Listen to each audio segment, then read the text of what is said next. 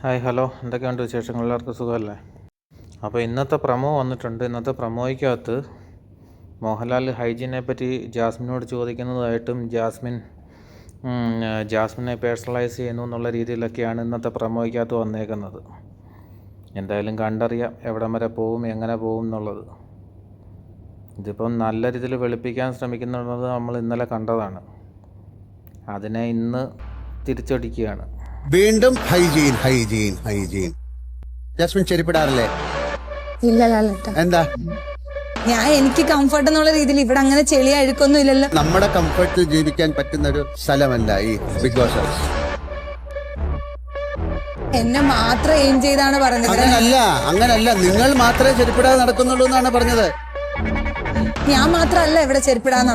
എനിക്ക് നിങ്ങളെ എന്തിനാ എയിം ചെയ്തത്?